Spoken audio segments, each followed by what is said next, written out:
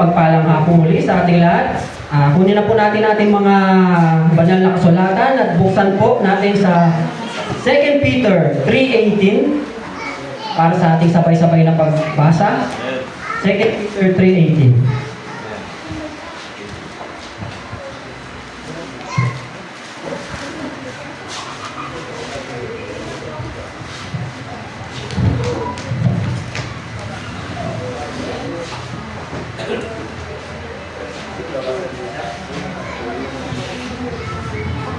Amen po, makita nyo na?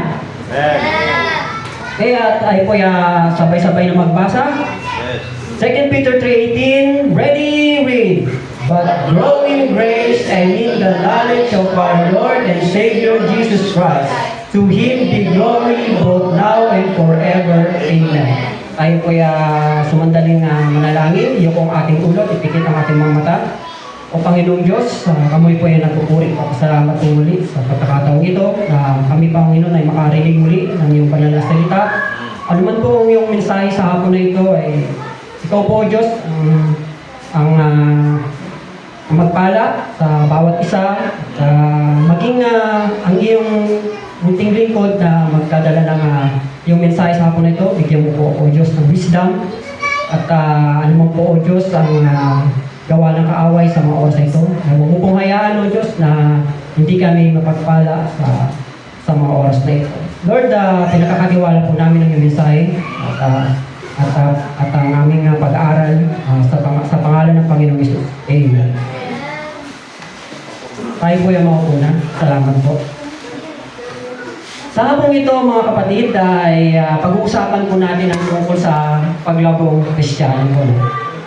At ang nais kong ating ipag-aralan sa hapon na ito is pagbigyan diin isa tungkol sa paglago sa biyaya at kaalaman kay Kristo. Mga kapatid, bago tayo pumunta is nais ko muna tanong sa inyo kung sino po ba yung nakakaalam na sa isang pelikula na Bonjing. Si Jimmy Santos, di ba? Yun yung movie na parang matandang tao, matandang lalaki. Pero kung kumilos si bata, pampered baby, di ba? Mama, dede, mama, dede. Di ba? Pero laki na, mama, dede, di ba? Ang laki na niya, pero pinapalo yung tsupon niya, nakakatawa nga yung tsupon niya, laki-laki pa, di ba? So, ano siya, comedy talaga siya. Yung movie na yung comedy, pero in reality yung parang awkward, di ba? Ang pangit.